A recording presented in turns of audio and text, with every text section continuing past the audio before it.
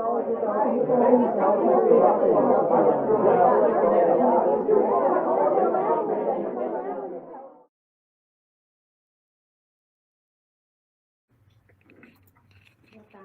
bem? Maria, tudo bem? Oi, tudo bem? O pessoal está chegando. O pessoal tá chegando sim. Deixa eu só tirar o voltamos já, que a gente acabou de voltar, né? Certo. Banners. Ponto. Bom, pessoal, a gente já vai dar continuidade, então, à Semana Nacional de Ciência e Tecnologia do Instituto Federal de São Paulo. A gente vai para a terceira atividade da tarde, agora, que vai ser a roda de conversa do ensino médio técnico para o mundo, a sua contribuição para além do desenvolvimento científico. A professora Maria Tereza Fabro vai fazer a mediação. Você vai ter participação da equipe editorial da revista de divulgação científica da USP, né, professora Maria? É isso mesmo? Sim, isso mesmo. Tudo bem. Professora, eu vou deixar você à vontade, então. Você consegue colocar as pessoas na tela ou quer que eu coloque quando for preciso? É só clicar em cima delas e clicar em adicionar a transmissão. Tá sem som, tá sem som. Oi, desculpa, aqui para mim não está aparecendo o pessoal na tela. Tá. Posso colocar todos, então, ou vai ter alguma apresentação, Maria? Não, pode colocar sim, a gente vai fazer uma roda de conversa mesmo. Legal, então tá bom. Vou adicionar o pessoal aqui e você apresenta todos, tá? Tá certo, muito obrigada, viu, professor André? Obrigado, Maria, fica à vontade. Oi, pessoal, tudo bem? Sejam bem-vindos. Boa tarde, tudo bem? Olá, como vocês estão? Tudo ótimo. Então, Boa tá tarde, ótimo. pessoal. A gente preparou, inclusive, uns slides para mostrar também. Pode compartilhar com a gente, que daí eu coloco aqui para vocês. Eu acho que quando tem slide, eu acho que aí tem que sair algumas pessoas, mas a gente já vai colocando aqui, não tem problema. Pode colocar que eu coloco na tela também aqui os slides, tá? Pode ficar à vontade. Então tá ótimo. Então tá ótimo, professor. Bom, pessoal, então eu vou começar apresentando. Primeiramente, eu gostaria de agradecer imensamente ao pessoal da revista Balbúrdia, à professora Natália, à professora Luciene, ao professor Caian e ao professor Anderson. Nós aqui, acabou de ocorrer, né, a roda de conversa do Meninas nas Exatas. Nós aqui em São José dos Campos temos um projeto Meninas nas Exatas. Já tivemos a participação do pessoal da Balbúrdia, foi um sucesso com as nossas clubistas. E hoje nós vamos ter uma roda de conversa com a presença de alguns alunos aqui do ensino médio. Quem quiser fazer pergunta, pode colocar a pergunta no chat do YouTube, que eu vou passando para o pessoal da Balbúrdia, tá bom? E é com uma imensa alegria, então, que eu vou apresentar para vocês o pessoal. Então, do ensino médio técnico para o mundo, a sua contribuição para além do desenvolvimento científico. As pessoas que estão hoje concluindo o ensino médio, já parou para pensar qual a importância da ciência para a sociedade? Como que nós podemos contribuir para a ciência hoje e no futuro? Como que você pretende seguir uma carreira científica? Em qual área? Será que você, ao se formar em um curso técnico, por exemplo, de automação industrial, mecânica, tecnologia da informação, informática, não poderia também seguir, por exemplo, trabalhar um pouquinho com artes, com histórias em quadrinhos, né? Com a divulgação científica através dessas áreas que você tem hoje estudado? Então, é nessa perspectiva que nós recebemos hoje o pessoal os membros da revista de divulgação científica e ensino de ciências do Programa Interunidades e Ensino de Ciências da USP. Então, muito obrigada e eu passo a palavra para vocês.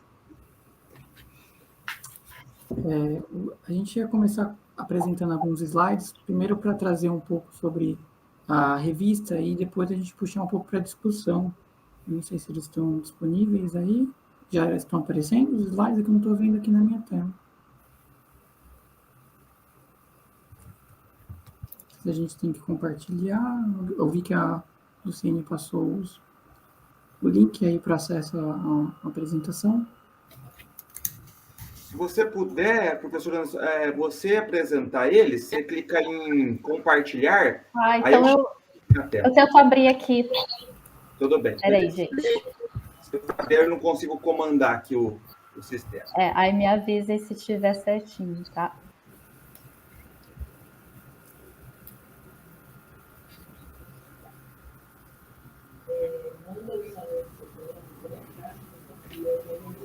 Aí apareceu. Então tá certo. Então, Tá primeiramente, tá certinho, tá aparecendo já. Primeiramente, eu gostaria de agradecer o convite da professora Maria Tereza Favro e receber a gente. Então, agradeço em nome do grupo. A gente fica muito contente que a gente transcende os muros da universidade, né, e consegue, muitas vezes é visto como um obstáculo, né, e trazer essa aproximação, né, entre a academia e as outras universidades, de uma forma ampla, né. A gente vai conversar um pouquinho, trazer uma roda de discussão. Primeiro a gente vai apresentar um pouco, né, da nossa revista, da revista Balbúrdia, e eu, Anderson, o Caian, a Luciene e a Natália vamos conversar um pouco com vocês, mas é importante lembrar que a gente representa um grupo maior, né, de 11 membros, que todos fazem parte do programa Interunidades no Ensino de Ciências, né, da USP, que traz a pesquisa, né, nessa aproximação entre a ciência e a educação, nessa sintéese. Bom, pode passar o próximo slide? Então, primeiro, eu vou falar um pouquinho sobre a revista. A revista ela foi criada, né, em 2019, após alguns ataques às universidades públicas. Ela foi criada pelos membros do Programa Interunidades do Ensino de Ciências, e o nome Balbúrdia, né, que muita gente pergunta, na verdade é uma ironia, é uma forma de resistência em relação aos ataques, principalmente do então ministro da Educação na época, que justificou os cortes nas universidades públicas, em função da balbúrdia que era promovida, né? E a gente está vivendo uma onda de desvalorização das universidades públicas. Então, a gente busca justamente mostrar essa importância. Então, você liga o noticiário, você vê todo dia, em todas as edições do jornal, um especialista ali das universidades públicas trazendo algum tema, né? Então, a gente também buscou, com a criação da revista lá em 2019, também trazer um pouco sobre o ensino de ciências, sobre a pesquisa no ensino de ciências, que é um pouco menos conhecida, e também a gente trouxe algumas oficinas, a gente propõe, né, no nosso trabalho na revista, algumas oficinas de divulgação científica. A gente já promoveu 3 oficinas, elas são, público-alvo delas são para professores e licenciados, mas a gente busca atingir o público geral. Inclusive, a próxima oficina, que será a 4ª que a gente vai oferecer, ela será feita em parceria com a universidade, como um projeto oficial de extensão da universidade. Em breve, a gente vai falar um pouquinho mais sobre a nossa próxima oficina. Você pode passar o próximo slide. Então, ó, a gente já publicou 3 números da nossa revista, né, da revista Balbúrdia. O primeiro ele foi em agosto de 2020. A gente traz várias matérias na nossa revista de divulgação, né? A gente publica os textos, né, que são produzidos na oficina, né, alguns dos textos que a gente seleciona e coloca na revista também. A gente faz algumas entrevistas e também algumas homenagens ao corpo docente das universidades públicas, e também a gente traz algumas resenhas de livros da área, né, nessa interface entre educação e ciência. A partir da publicação do número 2, que foi em fevereiro de 2022, a gente começou a promover alguns números já temáticos, com um tema central.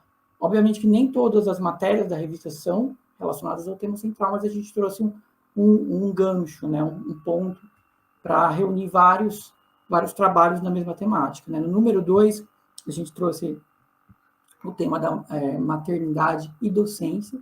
Inclusive, eu destaco uma matéria que a gente fez muito interessante, que a gente reuniu relatos de docentes e discentes, né, de professores, de pesquisadoras do nosso programa, e trouxe essas dificuldades em relação à maternidade, essa conciliação entre o trabalho de pesquisa e o trabalho em casa também.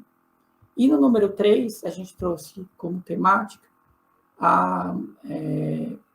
negacionismo científico, que é um tema que está bem oportuno e polêmico agora. A gente trouxe visões de especialistas, né, em filosofia da ciência, educação científica, sobre o tema do negacionismo. Inclusive, nessa edição número 3 também, a gente trouxe uma homenagem ao centenário do Paulo Freire, né? Do nascimento dele, em algumas sessões da revista. Então, esses são os nossos números já publicados. Lembrando que o número 3 foi publicado o mês passado, então é bem recente aí. Pode passar. A gente também tem um site. Aí, se puder, no link, depois a gente coloca no chat do YouTube ali, o link para vocês acessarem o nosso site. Nosso site é do domínio oficial da universidade, e a gente tenta sempre atualizar, né, o site com as matérias da revista. Então, sempre que a gente coloca, a gente publica e depois a gente vai mensalmente colocando ali as matérias da revista no site, né? E espero que vocês gostem. A gente coloca depois o link aí para vocês.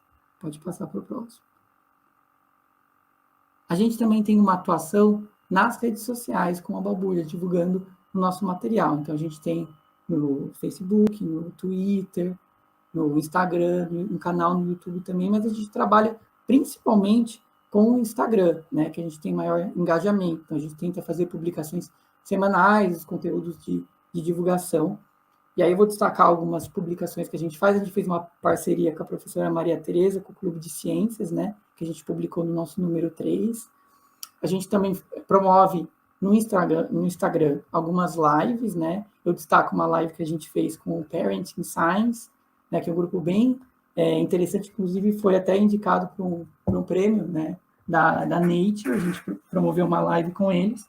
A gente traz também algumas dicas sobre educação e ciência, a gente traz algumas notícias também sobre a área acadêmica e, principalmente, a gente também publica individualmente as matérias da revista no nosso Instagram. E é importante ressaltar também que a gente fica muito contente com a adesão das universidades públicas, fazendo textos, participando das nossas oficinas e divulgando material também.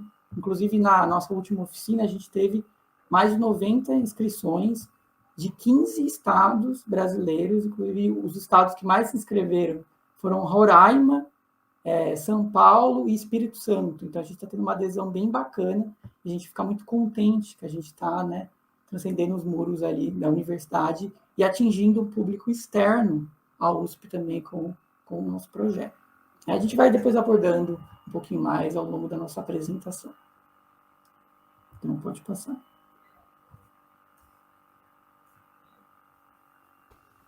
Isso, e aí agora eu assumo um pouquinho, né, para a gente discutir.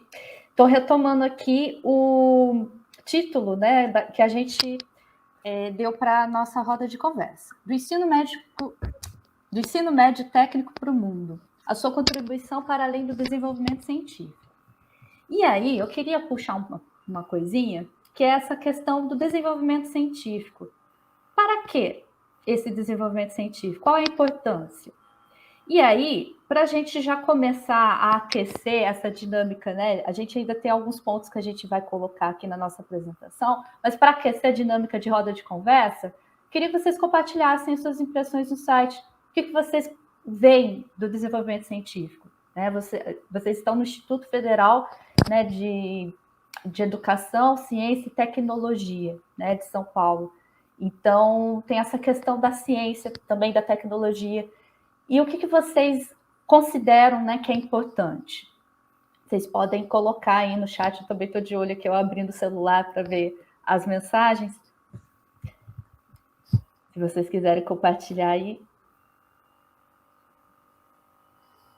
Olá, a Natália colocou ali no chat também o nosso Instagram, colocou o site, né? Também. Ah, isso, né? Então, para quem quer, o Anderson comentou um pouquinho, né, sobre a trajetória da revista Balbúrdia. Apesar da gente ter aí uns 2 anos, a gente já fez bastante coisa, né, como ficou claro na fala dele, e a gente convida todo mundo a acessar, acompanhar, ver os nossos números, os debates, né? Bom, gente, eu vou ficar de olho aqui, mas eu já vou adiantando, né, alguns pontos que a gente separou para mostrar para vocês, né? Para a gente colocar e aquecer essa discussão. Porque muitas vezes a gente pensa no desenvolvimento científico de um modo assim, desenvolvimento científico para a gente, né, ampliar a nossa tecnologia, a nossa indústria, a economia do país, tudo isso é muito importante. Só que a gente quer colocar alguns pontos a mais aí. E eu vou trazer um primeiro ponto, que é para a gente começar a pensar desenvolvimento científico para além do utilitarismo, né? O utilitarismo é essa questão de a ciência, ela desencadear aí, elaborar produtos científicos, né? Produtos tecnológicos que a gente vai usar no nosso dia a dia, que a indústria vai usar, né? Que vai fornecer ferramentas para a gente mudar alguns aspectos, seja cotidianos da nossa vida, seja do setor produtivo e por aí vai.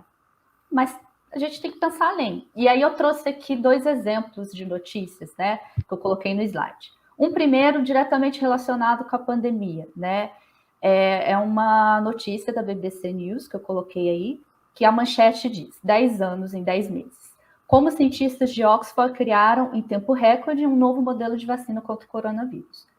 E aí eu trouxe essa notícia para jogar assim para a discussão, para vocês, para a gente pensar assim, né, o que está movendo esse desenvolvimento científico? A gente tem que não perder de vista que a ciência tem um papel social, um compromisso social aí, né? E no caso das vacinas, né, foi para atender essa demanda da sanitária, né? Uma questão de saúde pública mundial da pandemia.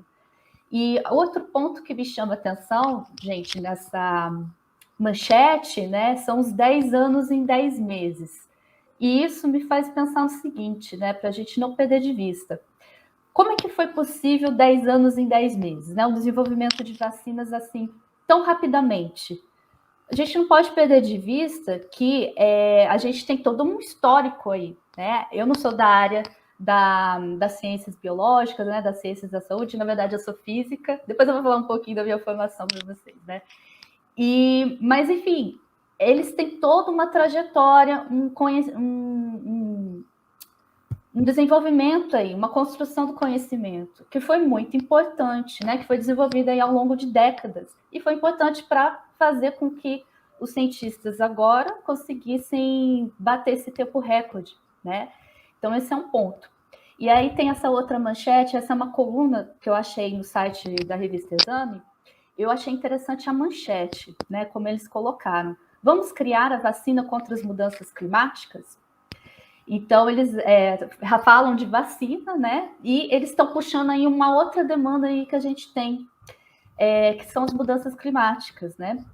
E aí, pensando nesse assunto, me vem um outro ponto que eu queria deixar para vocês também, que muitas vezes a gente tem uma noção de que a ciência ela vai ser responsável por, vou colocar assim, de modo bem simples, nos salvar, né, das mudanças climáticas, do aquecimento global. Os cientistas vão nos salvar, né? Eles vão criar mecanismos e não sei o quê para a gente mudar e reverter a questão do aquecimento global. Mas a gente tem que pensar que não é só a ciência que vai salvar a gente. E esse problema é tão complexo, assim, o que a ciência vai nos ajudar a entender, né? Vai entender o cenário, o contexto, né? Entender o problema, fazer projeções, enfim. Vai desenvolver tecnologias que vão nos ajudar a enfrentar as mudanças climáticas, sim, ok. Só que se a gente ficar só se apoiando em ciência e nesses produtos da ciência, a gente não vai conseguir enfrentar a mudança climática. Porque a gente tem que se preocupar também que, para a gente conseguir enfrentar isso, a gente precisa pensar em questões políticas, em questões econômicas, em mudanças aí sociais, em mudanças dos modos de produção e consumo. Então, a gente tem que pensar que a ciência também não é a única aí que vai ser responsável por esse enfrentamento das mudanças climáticas, por exemplo. E isso em qualquer outras áreas, né? Estou puxando assim aqui como um exemplo para a discussão.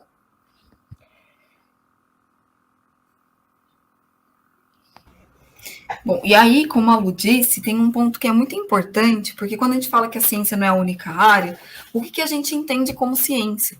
Porque como a Maria Tereza começou a explicação falando, né, do porquê a gente está fazendo essa palestra hoje, será que a ciência ela é só essa linha dura que a gente tanto escuta falar? Porque a gente dentro da ciência chama de ciência dura e de outras ciências, né? Que é o pessoal da física, da matemática, até da biologia. Será que da engenharia, né, que são cursos mais tradicionais na área do ensino, será que ciência está só relacionada com esses cursos?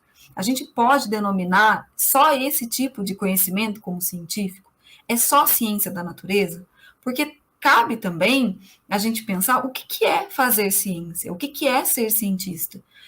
A Lu colocou aqui uma notícia que mostra que teve uma exclusão de bolsas no ensino superior e de iniciação científica voltadas para a área das ciências humanas, porque a nossa sociedade hoje ela tende a não enxergar as ciências humanas como uma forma de ciência, do fazer científico. E não é porque a gente não está dentro de um laboratório, não é porque a gente não está desenvolvendo vacina, não é porque a gente não está fazendo algo que a sociedade considera útil numa primeira instância, que a gente não está fazendo ciência. A ciência nem sempre gera um resultado imediato. Às vezes ela gera resultados ao longo dos anos. E ela não está necessariamente associada ao fazer científico do laboratório. Então, cabe a gente também refletir o que é a ciência, quem são esses cientistas e qual é o nosso papel. O que a gente está aqui para fazer? Porque não é só esse tipo de ciência. O cientista não é só quem veste o jaleco. O cientista também é aquele cara que pesquisa educação, que é o professor que está trabalhando e sendo pesquisador. Então, será que isso também não é fazer ciência? Minimizar o que é a ciência enfraquece a própria ciência. Então, essa desvalorização que a gente tem visto, ela é muito triste e cabe a gente passar a valorizar, começar a entender que o fazer científico ele não está restrito a áreas específicas. Não é só um cara de laboratório, não é só um físico, não é só um matemático, não é só um biólogo, não são só essas pessoas que fazem ciência. Um professor pesquisador também faz ciência. Alguém das ciências humanas, né, o professor ele é das ciências humanas, mas um psicólogo faz ciência. Então, não dá para categorizar como ciência boa ou ciência ruim, uma ciência que está certa e uma ciência que é abstrata. Então, a gente precisa começar a entender que a ciência ela é ampla. Ela engloba todo mundo. Ela não é restrita a um grupo específico e que deve ser mais valorizada por isso. Essa manchete, inclusive, ela mostra essa questão de ter uma iniciativa governamental que fala para a população que certos campos são melhores, né, ou mais importantes do saber do que outros, que as ciências humanas não são ciências, que as ciências humanas não precisam de fomento, quando, na verdade, elas são tão importantes quanto qualquer outro campo científico. E aí a gente entra em outros, né, questionamentos com relação ao fazer científico, inclusive, que é o que o Caia vai mostrar para a gente com relação ao papel da universidade.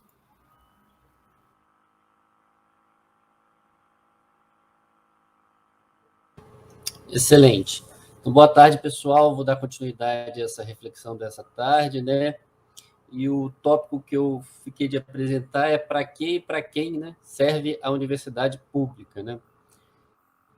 E me permitam contextualizar com a Universidade de São Paulo, né, já que nós quatro passamos ou estamos nela em algum momento, né? A Universidade de São Paulo ela é criada em 1934 no movimento da própria elite paulista, depois de ser derrotada em 1930 e 32 com as revoluções ali de Getúlio Vargas, né, e aquela disputa que a gente estudou na história do ensino médio, né, do conflito do café com leite, né, da política do café com leite, onde Minas Gerais e São Paulo dominavam a área política nacional. Né?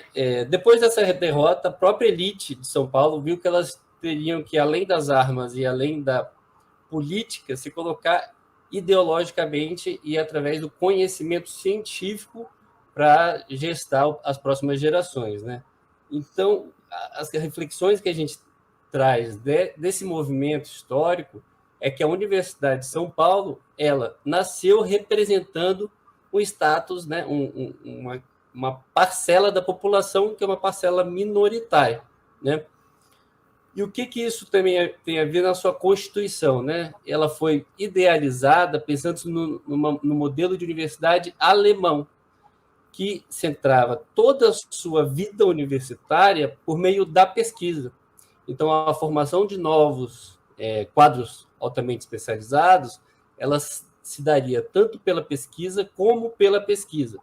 Então, o ensino e a extensão seriam um polo, né, seriam braços desse movimento, e que tem a ver com o que a gente está falando. Os 4 princípios da Universidade de São Paulo, por exemplo, o primeiro deles, né, e quando a gente coloca a questão hierárquica, ela se faz importante, que é promover o progresso da ciência pela pesquisa. Então, a pesquisa está em primeiro lugar. Segundo, é transmitir pelo ensino os conhecimentos, né? Então, o ensino está em segundo lugar. Em terceiro lugar, é formar especialistas ou quadros altamente capacitados. Então, a formação aí de um novo perfil de trabalhadores e pensadores, né? E, por último, realizar a obra social de vulgarização das ciências. É que vulgarização naquela época tinha uma questão muito próxima, como a gente chama hoje de divulgação científica, né? Então, o papel da extensão, que é esse terceiro braço desse tripé, ensino, pesquisa e extensão, era idealizado como uma terceira atividade. E, claramente, a pesquisa era para desenvolver conhecimentos novos, para conseguir interpretar o mundo, que é o mundo em que se colocava as pessoas, né? E para conseguir transformá-lo a partir desse conhecimento. A formação de novos quadros está em segundo lugar, que é o ensino, e, por último, é a extensão. Então, esse tripé idealizado aí nessas argolinhas, ele não é bem assim como foi pensado, né? A pesquisa estaria em cima e o ensino e a extensão estariam embaixo, em prol da pesquisa. Então, a gente já vê uma diferença aí, né, no como a gente entende a universidade hoje, né? E, de forma a contribuir com os colegas que falaram agora, pode passar o próximo slide, por favor. Quando a gente começa a ter na universidade brasileira, a universidade pública, a ascensão de grupos minoritários no seu quadro discente, nem é o docente, né? Que são as mulheres, agora estão em maior número, há uma maior quantidade de percentual de negros ou das minorias indígenas, trans, né, pessoas trans e assim por diante. Será que é à toa, né? Será que não tem uma relação que é o momento onde ela é mais precarizada? Esse gráfico que vocês veem à direita abaixo, vem o nível de investimento em ciência e tecnologia, até chegar ali mais ou menos 2014 ou 2015, onde tem um pico, e depois disso há um declínio muito grande, que vai ali até 2020, mas esse declínio continua em 2021. Então, o que a gente tem que refletir é para quê e para quem serve a universidade e qual o papel da divulgação científica dentro desse modelo universitário, né? Aqui a gente já está apresentando algumas reflexões do que a gente pensa sobre a divulgação científica, mas claro que vocês podem perguntar isso para a gente mais posteriormente, né, para a gente evidenciar isso. Aí pode passar para o próximo slide. E daí vem a questão das nossas trajetórias formativas, né? Enquanto indivíduo, né? Como que a gente se insere nesse espaço, né? E como vocês podem se inserir futuramente nesse espaço. Já foi falado que o movimento de formação ele não é estanque, né? E ele pode ter uma má habilidade. Isso vem das nossas próprias características quando formandos, né, e professores. Eu, por exemplo, fiz faculdade de licenciatura em Química, agora estou fazendo um mestrado e um doutorado em ensino de ciências, mas eu estou muito mais voltado para humanidades na minha atuação do que a própria Química, por exemplo, que foi onde eu formei. Aí eu vou passar para os próximos também, para eles dizerem as próprias trajetórias. É engraçado, né, esse negócio de trajetória, engraçado no sentido de interessante, porque quando a gente é muito novo, a gente não tem muita ideia de qual caminho a gente vai seguir, a gente acha que a gente tem, e a vida acaba mostrando pra gente que não é bem assim, que as coisas vão surgindo ao longo do processo. O Caio estava falando e eu estava aqui pensando na própria trajetória para falar para vocês. Eu fiz biologia, minha primeira formação é na área de biologia, e eu tinha muito essa ideia de que eu queria ser cientista, e trabalhar em laboratório, e ser a bióloga, aquela que ia arrasar e tal. E aí eu até fui trabalhar num laboratório, né? Eu trabalhei num laboratório de imunohematologia, então fazia exames de sangue para pessoas que doavam sangue, e eu não durei 6 meses. Eu odiei essa vida. Eu descobri que eu não fui feita para laboratório, que é um ambiente muito difícil, porque tem pouca interação, muito rigoroso, né? Você precisa ficar medindo as coisas o tempo inteiro, com temperatura, tem muito EPI, e eu descobri que não era para mim. E aí eu fui fazer outra coisa, né? Eu acabei, fiquei um tempo perdida, o que vai ser da minha vida? Aí eu abri uma confeitaria, e eu fui virar confeiteira, passei uns 6, 7 anos trabalhando com confeitaria, para ter o insight de que, na verdade, eu queria ser professora. E aí eu fui fazer faculdade de pedagogia, e aí fui virar professora de ciências, que era o que eu sempre quis fazer, mas acabei esquecendo ao longo do tempo, e foquei em outras questões. E hoje eu dou aula, né? Eu formo professores, eu dou aula em universidade, então eu dou aula numa universidade para pedagogia, mas também dou aula para psicologia, e eu descobri que eu gosto muito da área da psicologia, e gosto tanto da pedagogia quanto de psicologia, mas faço mestrado no ensino de ciências e formação de professores para o ensino de ciências, biologia. Então, a vida é muito eclética. A gente acha que o caminho ele é muito linear, que a formação ela é muito linear, e que a gente vai seguir nesse caminho o tempo inteiro, e nada vai dar errado, e o que dá errado é ruim. Não existe esse errado. As mudanças que a vida apresenta para a gente são oportunidades para a gente aprender e, de repente, encontrar um caminho que seja mais importante, mais feliz para a gente. Então, decidir uma carreira não é fácil. Como a Maria Tereza comentou no começo, não é porque você está fazendo um curso técnico específico que você tem que seguir nisso para o resto da vida. Né? Você tem muitas oportunidades de mudar. E se você tem vontade de fazer outra coisa, faça. A vida não é estática e a formação também não. Então, arrisque se for o caso, troca de carreira. Estou fazendo engenharia mecânica, mas quero fazer psicologia, é o meu sonho. Então, vai fazer psicologia. Depois de 4 anos não funcionou, acha que não é isso, tudo bem também, não tem tempo, né? O tempo, ele é relativo pra gente. A gente tem a mania de querer que ele não seja, mas no fim ele passa muito rápido, e a gente precisa escolher aquilo que faz razão pra gente. Não existe essa de pergunta de carreira estática, você não precisa ficar 30 anos fazendo a mesma coisa. Pode também, se quiser, né? Não tem problema nenhum. Ninguém vai condenar você por isso. Se você gosta de ficar fazendo, faça. Mas saiba que talvez você encontre profissionais muito bem-sucedidos, mas que para eles chegarem onde eles chegaram, foram trajetórias muito circulares, muito cheias de zigue-zagues, de curvas, e não foi essa maravilha toda que as pessoas acham que é, de você entrar, escolher e chegar naquele fim. Tenho certeza que os meus colegas também passaram por esse problema de trajetória, porque a gente é muito novo, né, para escolher com 18, 17 anos, o que a gente vai fazer para a vida. Vou pegar o gancho nessa última coisa que você falou, Natália. Eu prestei o vestibular terminando o 3º ano, né? Entre 17 e 18 anos. Eu queria fazer muita coisa. Eu queria fazer psicologia, que eu tinha interesse. Eu queria fazer jornalismo, que eu tenho interesse até hoje, né? Estou na revista de divulgação científica, vendo também essa coisa de comunicação, né? Queria ser professora também, um monte de coisa, tudo junto misturado. No final das contas, né, gente, para compartilhar minha trajetória e não me estender também demais, eu prestei para licenciatura em física, comentei rapidinho, né, que eu sou física, e passei e fui com a cara e com a coragem, né? Fiz a licenciatura em física na Unesp, no interior, né, em Guaratinguetá, e me apaixonei, né, tanto pela ciência, né, física em si, quanto pela docência. E aí eu prossegui os estudos, indo para o mestrado e posteriormente para o doutorado no programa Interunidades em Ensino de Ciências. Mas, gente, é isso, a gente não para, né? E aí, gente, eu também fiz curso técnico em artes dramáticas.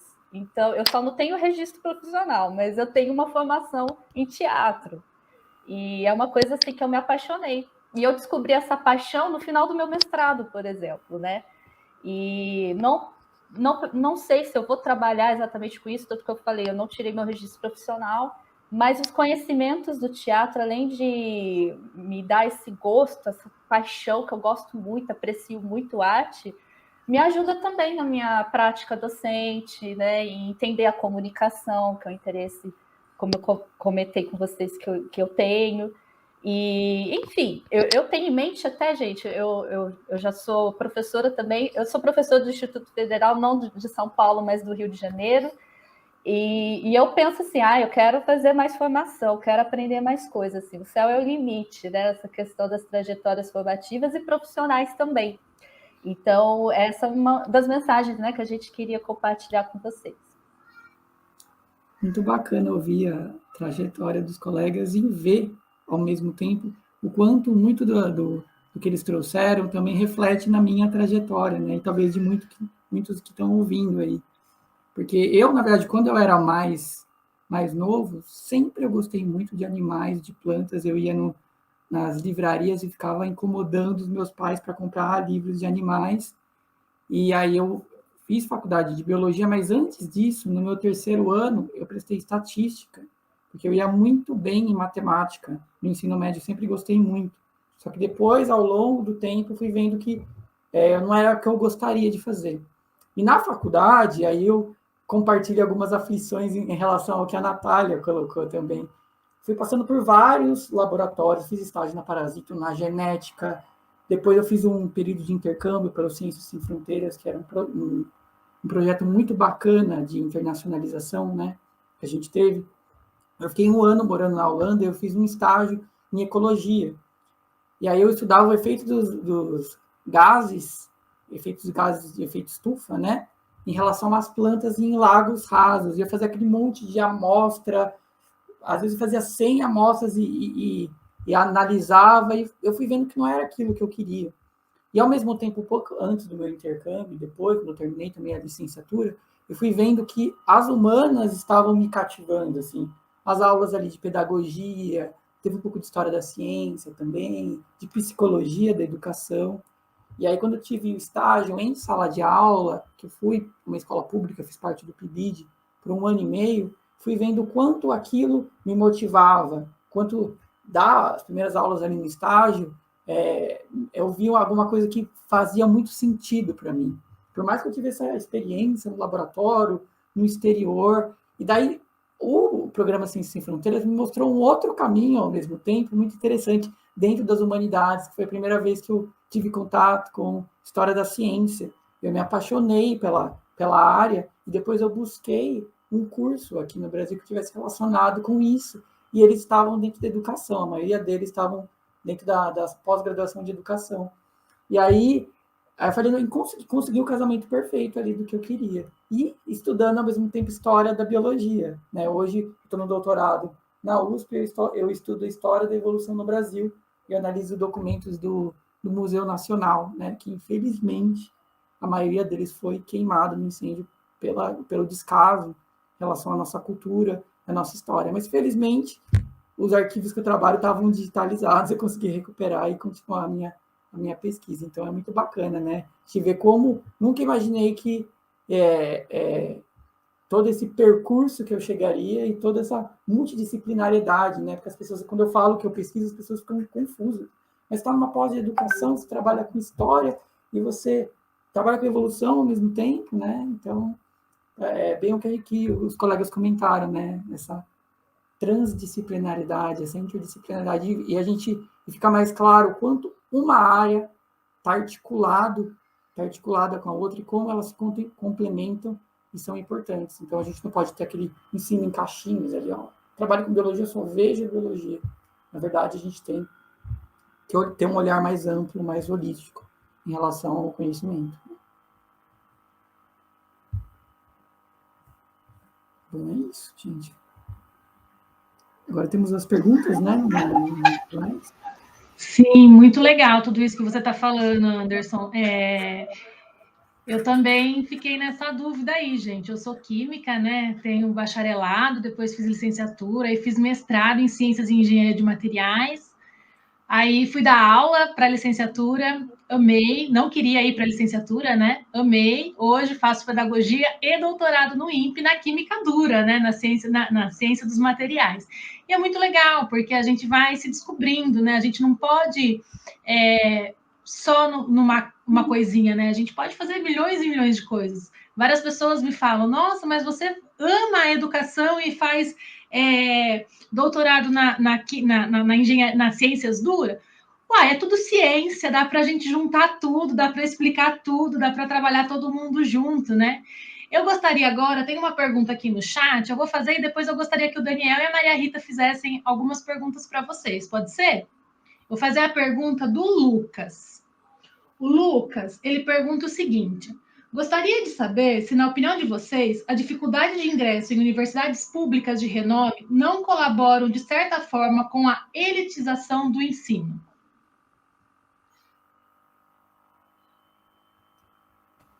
Lucas, eu vou começar, mas eu sei que todo mundo aqui está coçando para falar, porque todo mundo tem fortes opiniões aqui a respeito disso. Sim, a gente concorda. Eu vou falar, mas eu sei que eu falo sim, podendo falar pelos meus amigos aqui comigo, e eles certamente vão complementar a minha opinião. A gente não acha, a gente tem certeza que a universidade ela é elitista e ela dificulta muitas vezes o acesso da população à universidade.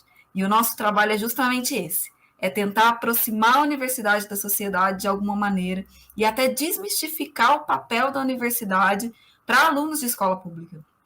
Porque é muito comum a gente ver os alunos de escola pública achando que a USP é uma universidade paga, ou que a USP é uma universidade para filho de pai rico, e que só aluno de escola particular pode estudar numa universidade como essa.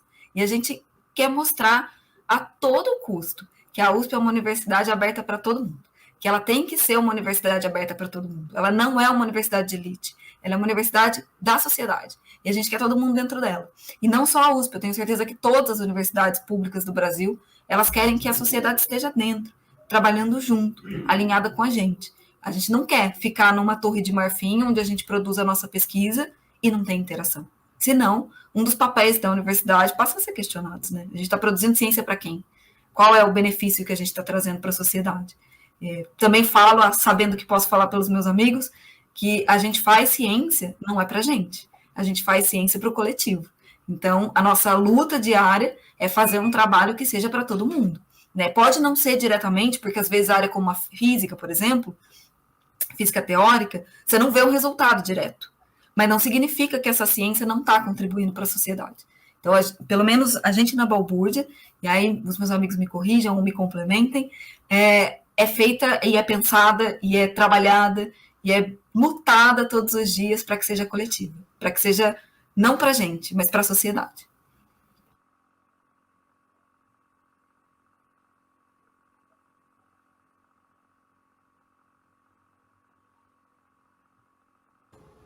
Eu estou contemplado. Acho que se a Luciene e o Anderson quiserem comentar, ou senão a gente ouve os alunos, né? Acho que tem outras perguntas, né? A gente pode ir comentando. Daniel, você quer fazer uma pergunta, querido? Eu quero sim. Vocês fizeram, muitas vezes, trocaram várias vezes de faculdade. Uma foi confeiteira, outro foi história da arte, o outro foi fazer história. Como é que vocês descobriram que falaram, não, eu quero trabalhar com ciências, é ciências mesmo que eu quero? Como que foi isso?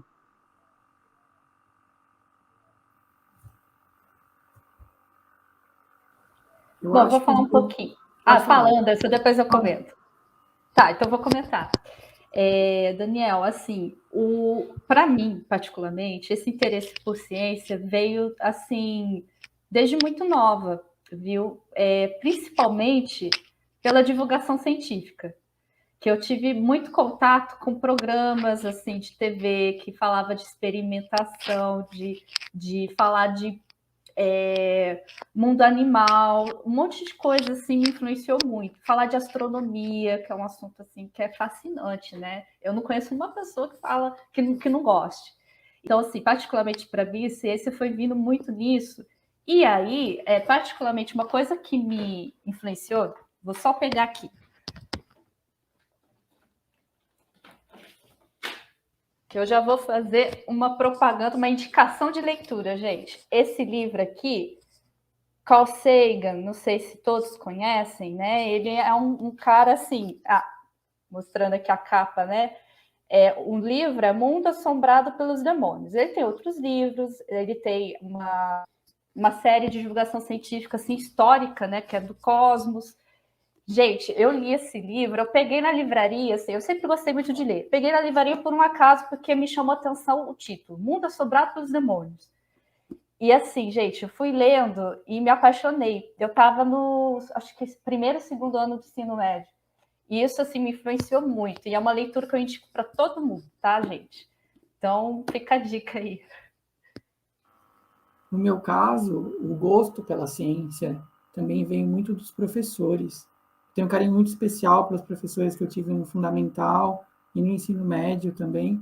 E aí eu fui vendo, pô, nossa, tem como a ciência ser muito interessante. Lembro que eu adorava as aulas de biologia no ensino médio. E aí eu super me interessava, já gostava, né, como eu comentei na minha trajetória, já gostava quando eu era criança ali dos animais e das plantas. Isso foi potencializado ao longo do ensino médio. Mas aí, como eu falei, eu fui trocando ainda de ideia várias, né, um pouco na estatística, eu gostava muito de matemática, depois lá no fim, uma trajetória em história, mas ainda, de certa forma, está um pé enorme dentro das ciências ainda, ciências naturais. Engraçado que, para mim, foi a mesma coisa do Anderson. Os professores foram uma influência muito forte na minha decisão. Mas eu lutei muito com a decisão de ser professora, porque justamente por achar que ser professor não é uma boa profissão, não é uma profissão valorizada, é uma subprofissão, do tipo assim, você não sabe o que você quer fazer? Então vai ser professor. E aí meio que tipo assim, o cantinho de quem não sabe o que quer, vira professor. E aí para mim foi um caminho muito duro entre descobrir que era isso que eu queria, e é isso que eu sei fazer, e é isso que me faz feliz, e aceitar que não tem problema ser professor, que não é justamente a questão de saber que não tem ciência melhor ou pior. Porque quando eu fiz a biologia, eu queria eu queria trabalhar com genética. E aí, para mim, o exemplo era a Mariana Zatz, né, que estava na época do genoma. E aí eu falei, cara, eu preciso conhecer essa mulher, ela é muito, tipo, ela é tudo na genética. E aí depois eu falei, cara, eu nem gosto de genética, eu detesto laboratório, eu detesto ficar fazendo experimento genético. E eu falei, olha só como essa ideia de uma ciência boa e ruim influencia. E hoje eu percebi que não tem isso. A gente tem que fazer o que faz a gente feliz e a gente vai se dar bem. E é isso que importa. Aí eu descobri que a gente pode ser cientista em qualquer área, não tem essa. E ser professor também é ser cientista, tá tudo certo, né? Não é a frase clichê, tá tudo bem. Mas é pra gente saber que ser professor também é uma área da ciência. Me senti contemplado novamente, porque eu também entrei nos primeiros meses, quando entrei em biologia, eu queria fazer genética. Eu também pensava, todo mundo fala que biólogo não vai ganhar bem e tal, mas na área da genética a gente vai ganhar bem e tal. E no fim, eu pensei na licenciatura como segunda opção, né? Eu escolhi, né, naquela época, um curso bacharelado de licenciatura para colocar a licenciatura como plano B. Se tudo desse errado, eu seria professor.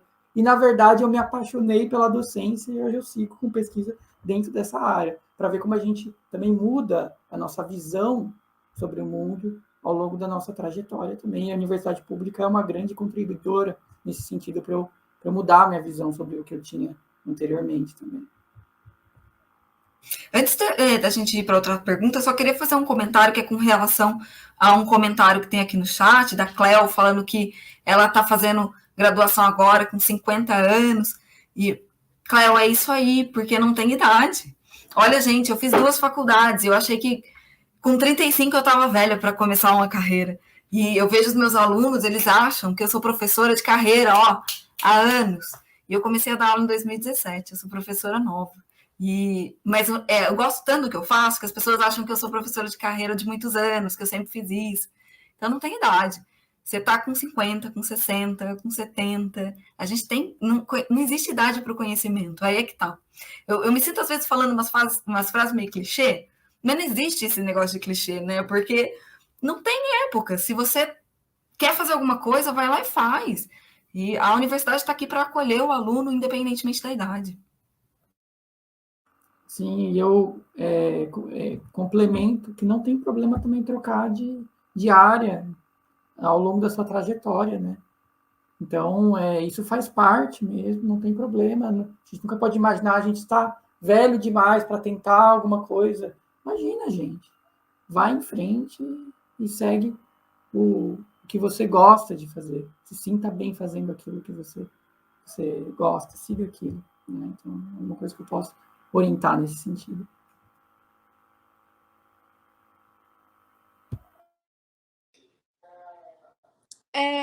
Eu vou fazer 2 perguntas, uma do Isaac, do chat, e uma minha própria. Pode destacar para mim, por favor, do Isaac?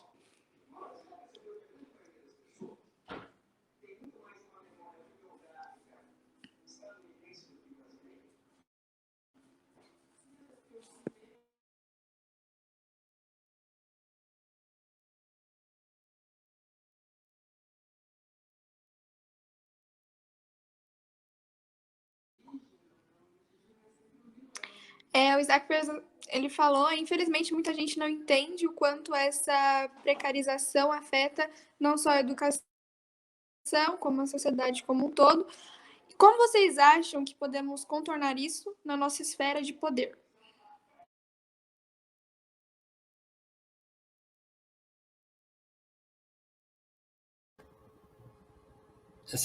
Só para perguntar, né? Você vai passar para a segunda pergunta também junto com essa, ou é para a gente responder e voltar depois?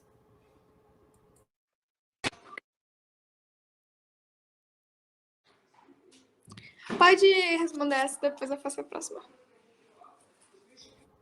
Tá, então acho que eu vou tentar dar um esboço aqui, mas mesma questão, né? A gente conversa muito sobre essas questões, tá, gente? Em questão de coletivo, né? A gente tem reuniões semanais para discutir a revista e também as questões que envolvem a nossa própria atuação, que é a educação e a universidade, né?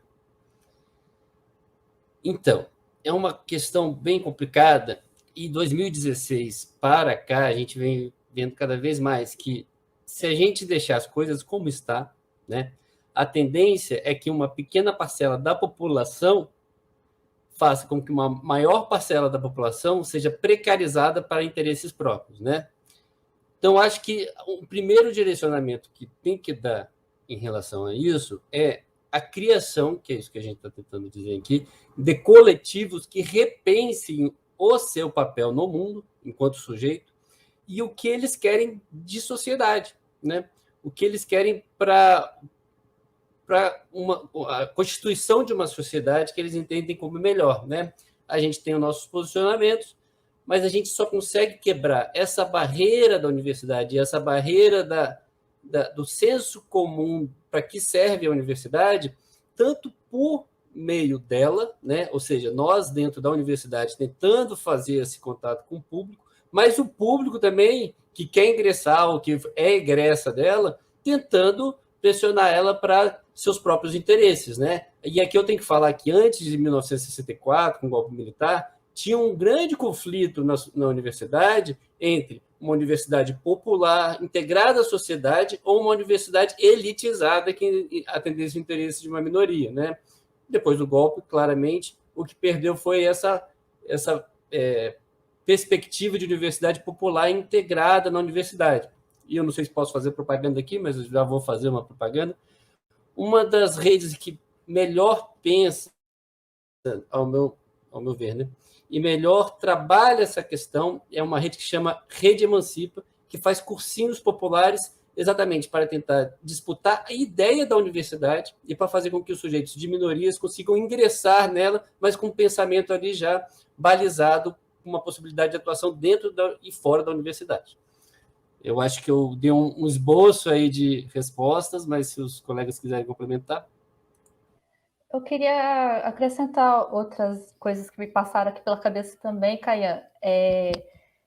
Assim, eu tenho a impressão que muitas vezes essa desvalorização da universidade, pensando no público geral, sociedade como um todo, algumas pessoas é porque realmente pensam, né, nessa universidade elitizada, tem isso na mente. Geralmente são pessoas que estão nessas camadas mais de elite e quer manter o status quo deles, né? Mas, muitas vezes, as pessoas acabam desvalorizando o que a universidade faz por desconhecimento do que significa a universidade, do que significa esse tripé ensino, pesquisa e extensão, qual o papel, né, formativo da universidade para a sociedade e por aí vai. Ou acaba caindo naquelas caricaturas que a universidade faz as balbúrdias, né, que a gente ouve por aí. E aí, essa criação dos espaços coletivos, acho que é importante também por conta disso, né, um modo de disseminar, no sentido, assim, de propagar, de divulgação científica mesmo, do que significa universidade e qual é o modelo que a gente quer, né, que a nossa sociedade demanda, né? E então aí eu acho muito importante, do lado das universidades, dos institutos federais, os projetos de extensão, que é esse diálogo com as comunidades, né? E aí eu queria até citar, né? A gente estava tendo, eu acompanhei agora de tarde um pouquinho, que vocês estavam discutindo sobre a Meninas nas Exatas, né? Pronto, é um desses projetos que a gente tem que fortalecer dentro dos institutos federais, dentro das universidades, né? Porque imagina, você está acolhendo várias estudantes aí e está mostrando para elas o que significa a ciência, o que significa a instituição pública de ensino superior, né? E por aí vai. Eu acho que a coisa vai se multiplicando, né? E também ressalvo, né, o que o Caian comentou da Rede Emancipa, dos cursinhos populares, tem outros movimentos por aí. Eu acho que é a gente somar, criar outros e ir fortalecendo. Eu acho que é até meio trabalho de formiguinha, né? Eu acho que por aí.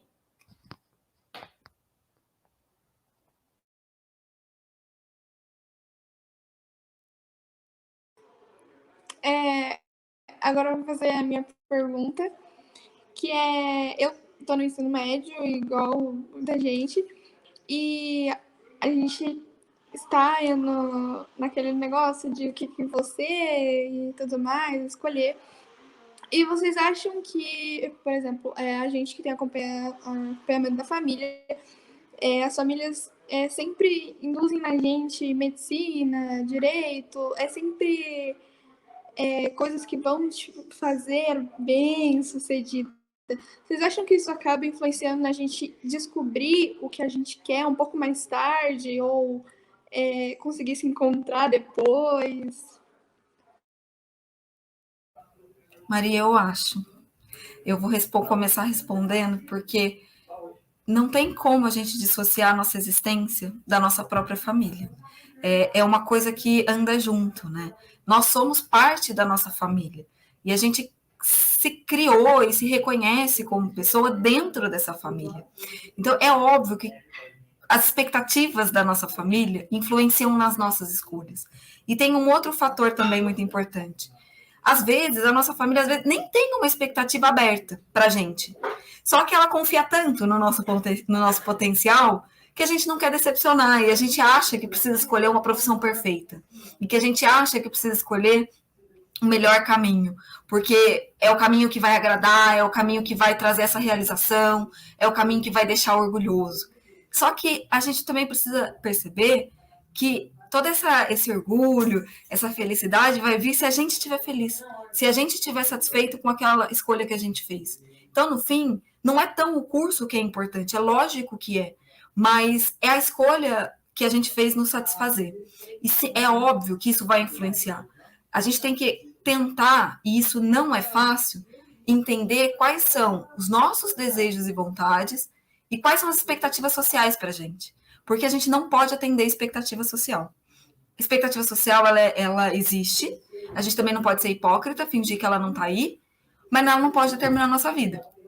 Então, a nossa família acha que ser médico é bacana. Mas a que preço? Por que você tem que ser médico se você gosta, na verdade, de trabalhar com zoologia e você quer trabalhar com os animaizinhos lá, sei lá, organismos bentônicos, que são a galera lá de fundo de rio e tal. Se isso te faz feliz, maravilha, vai lá. Não dá para saber o que vai acontecer no futuro, sabe? Eu acho que o relato de todo mundo aqui mostra que a gente não tem como prever, é imprevisível. E às vezes a gente traça uma carreira, tipo, eu vou fazer genética e você é uma excelente geneticista, e dá tudo errado. Ou você é médica, e aí, eu não gosto, ou eu sou frustrada, ou a carreira não é a que eu esperava. E aí, sendo professora, eu sou feliz e eu ganho meu dinheiro do mesmo jeito. Posso não ficar milionária, mas faço um trabalho significativo socialmente. deixo a minha marca na sociedade, contribuo coletivamente, né, para a situação, porque a gente está vivendo, faço coisas que talvez sendo médica eu não poderia fazer. Então, sim, a família influencia muito. Eu acho que todo mundo aqui passou por isso por algum momento, né? Hoje a gente tem talvez umas perspectivas mais abertas para a formação, as famílias são mais compreensivas. Antigamente era mais difícil, mas é difícil, não é fácil. Também não vou dizer para você que senta lá, reflete, você vai descobrir. Não, brigar contra essa pressão familiar também não é fácil, porque a gente quer atender as expectativas da nossa família, mas a gente tem que pensar mais no que vai satisfazer a gente, né? Como a Lu falou, ela fez curso de artes cênicas, teatro e tal, e cara, e hoje ela está atuando na Balbúrdia com questões relacionadas a isso. A gente não sabe o que vai acontecer, de repente é esse o caminho, né? Hoje eu sou muito satisfeita com a minha profissão, mas também vejo que passei por muitos percalços que eu poderia não ter passado, se eu tivesse confiado na minha escolha sem querer atender as expectativas que a minha família nem tinha, mas que eu achava que tinha. Isso também é uma sacada. Eu achava que os meus pais queriam que eu tivesse uma profissão, assim, a melhor das melhores. E, na verdade, eles só queriam que eu tivesse uma profissão que me realizasse. Então, demorou um tempo para eu sacar isso. E aí, hoje, eu sou muito, muito satisfeita com a profissão que eu tenho.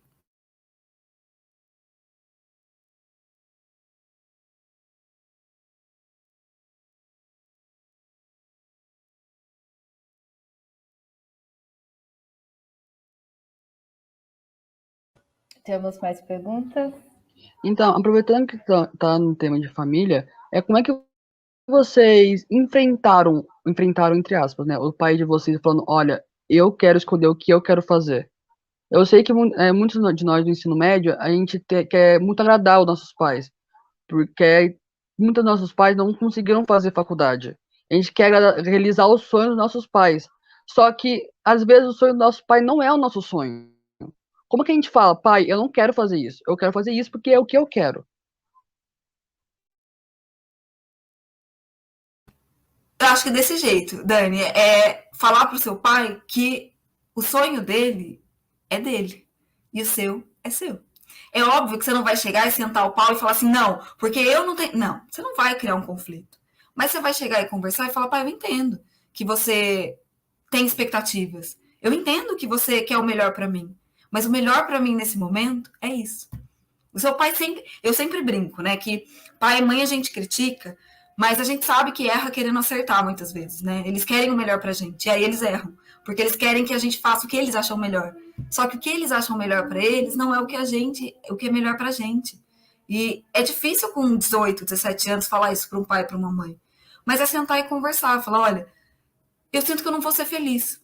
E eu acho que mais do que tudo, você quer que eu seja feliz, não é? Então, de repente, o que você espera que seja bom não vai me fazer feliz. Realmente mais importante que eu faça isso? É esse o caminho que eu tenho que seguir? Você prefere um filho médico frustrado ou um ator feliz? Então, o seu pai e sua mãe vai virar e falar assim, eu prefiro um filho ator feliz. Pode até demorar um pouco para admitir, mas o pai quer o filho feliz, sempre, né? Sempre assim. A gente não pode nunca falar sempre porque é muita gente e nunca porque é muito tempo, mas os pais tendem a querer os filhos felizes. Não tô dizendo que vai ser fácil, hein? Quando você falar que você quer fazer uma coisa away, assim. Mas o pai, ele aceita. Com o tempo, ele tende a entender. Se a gente mostra que isso faz sentido pra gente, o pai entende. Demora, mas às vezes ele entende. Os meus pais entenderam. Quando eu falei que queria ser professora, eles super entenderam. E eu achava que eles iam ser super do tipo, nossa, mas você estudou tanto para ser professora? Isso estava dentro da minha cabeça, não estava dentro da deles. Sim, o meu pai, no caso, ele gostaria que eu fizesse engenharia. Ele nunca falou explicitamente isso, mas ele sempre falava, sabe, mas que tal esse curso e tal? Mas ele sempre enfatizou muito assim, olha, faça uma coisa que você vai ser feliz, que você ser realizado e você dedicar aquilo que você faz, é o caminho mais importante para mim. Então foi tranquilo. Apesar das expectativas serem para outra coisa, eu acho que hoje ele gosta de eu trabalhar com pesquisa, de eu ser docente, de eu ser professor de biologia, então ele se interessa bastante, até às vezes ele está assistindo os documentários lá da National Geographic, ou Discovery Channel, sobre os animais, ele vai lá me perguntar alguma coisa, como se eu soubesse todas as espécies, né, que geralmente é o estereótipo do biólogo, né, mas ele aceita muito bem hoje. No meu caso, Daniel, imagina a tensão de eu chegar dos meus pais, assim, eu sou a primeira a ter a graduação na minha família, né? Tem esse ponto, né, que você até comentou. Então, imagina eu chegar para os meus pais, que, né? Ah, pai, eu vou me matricular lá para fazer física, né? E eles, na verdade, nem sabiam o que era, né? E aí, a saber, né, com outras pessoas, as pessoas têm essa visão da física que a gente sabe, né? Então, imagina, mas assim, eu tive uma sorte, né, num sentido de que meus pais sempre apoiaram mesmo, né, e confiaram nessa escolha. E como eu disse, né, ele sempre, eu falei do livro, né, foi meu pai que comprou esse livro para mim, né, ele apoiava bastante isso. Então, é isso, reforçando até o que a Natália já colocou, os nossos pais querem ver a gente sendo feliz, né? Então, às vezes pode ter os conflitos e tal, mas eu acho que é muita paciência, conversa. É isso, gente, conversa, diálogo, que as coisas vão se encaixando, tá?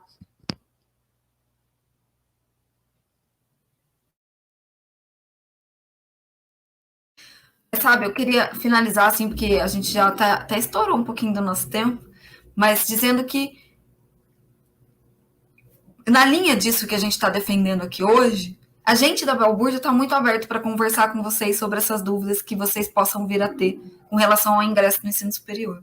Né? Nós somos alunos e professores, a gente passou pelas mesmas dificuldades, a gente tem uma equipe muito eclética, cada um com uma formação, cada um vem de um lugar, cada um tem um tipo de família e cada um tem uma experiência. E a gente pode sentar e conversar milhões, infinitas vezes com vocês sobre essas questões. Como a gente fez, quais foram as nossas trajetórias, que dificuldade a gente passou, os medos que a gente enfrentou, porque não ficou no passado, a gente enfrenta eles ainda. Cada decisão que a gente tem que tomar, um trabalho que a gente tem que entregar, uma tese que a gente tem que defender, a gente passa por tudo de novo. Estou no caminho certo, a profissão é essa, será que ser professor é isso mesmo? É isso que eu quero? A gente se questiona todos os dias. Não acabou, né? A dúvida não acabou. Eu tenho certeza que todo dia a gente se questiona se a gente fez as melhores escolhas, se a gente pode trocar de profissão, se tem uma que de repente, porque às vezes o dinheiro aperta e fala, putz, será que eu posso arrumar uma que dê mais dinheiro? Porque ser professor tá difícil. Mas a gente gosta, né? Então a gente cai na real de novo. Mas a gente está super aberto para conversar com vocês quantas vezes forem necessárias. Porque seria hipocrisia da nossa parte vir aqui e falar tudo isso, virar as costas e deixar vocês cheios de dúvida. Então, assim, a gente também passou por isso, e a gente passa por isso todos os dias. Qualquer coisa que vocês precisarem com relação a isso, a dúvida de como é a universidade, de como faz para entrar, de como é o vestibular, de como é a USP, de quais foram as dificuldades, se é uma faculdade elitista, se a gente sofre preconceito, se a gente se sente melhor que os outros. Não sei qual é o tipo de dúvida que vocês têm. Seja ela qual for, a gente está super aberto para tirar a dúvida de vocês e conversar, nem que seja só para trocar uma ideia sobre as nossas experiências. De novo, estou falando pelos meus amigos, mas eu sei que eles concordam comigo nesse ponto. E o que vocês precisarem, a gente está à disposição, é o nosso papel. Então, a gente tem muito prazer em fazer isso. Pode conversar, chamar a gente no Instagram, chamar a gente para reunião, a gente sempre tem um tempo. Pessoal, que bate-papo incrível, né? Tá todo mundo aqui no chat elogiando muito a fala de vocês, as perguntas dos alunos. Realmente a gente tem muitas dúvidas, né? E isso tudo é muito interessante, né? É bem legal. Eu gostaria de agradecer muito, muito mesmo o tempo que vocês disponibilizaram para estarem aqui com a gente. Isso é super importante para os nossos alunos, para todos os membros, né, da nossa comunidade do Instituto Federal de São Paulo e também para a sociedade em geral.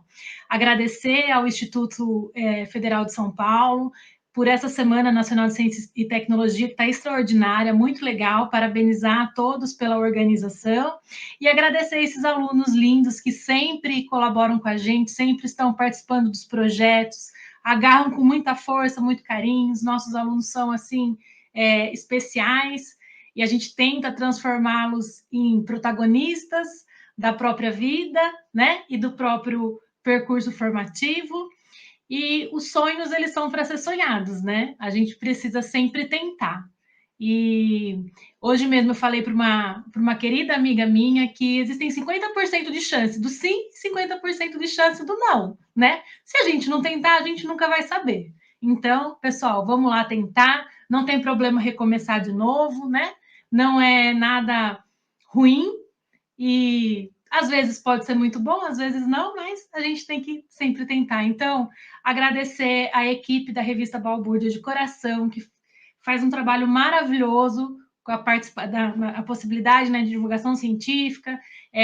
Vamos todo mundo, né, tentar fazer um pouquinho para transformar aí o nosso ensino num ensino melhor, os nossos alunos, formar cidadãos íntegros, né, com conhecimento científico e saber que a ciência sempre vai valer a pena, né? Então, isso que é mais importante. Então, muito obrigada, professor André, pela oportunidade. Pessoal, vou passar para vocês. Até logo. Boa tarde, boa noite a todos e a todas. Muito legal, pessoal. Eu também agradeço ao pessoal da Balbúrdia, a professora Maria, pela condução aqui da nossa conversa. Gente, eu só queria, então, agradecer também a participação, a audiência de todos e todas. E queria lembrar também que as palestras e mesas redondas da Semana Nacional de Ciência e Tecnologia 2021, elas ficarão disponíveis no canal oficial do YouTube do FSP, youtube.com/IFSP oficial. E a gente encerra agora a nossa parte da tarde e a gente volta ainda hoje, né, às 19 horas. A gente vai ter a palestra Satélite Ubatuba-Sat com o professor Cândido Moura. Tá? Então, obrigado a todos e todas. Até às 19 horas, então. Um abraço, pessoal.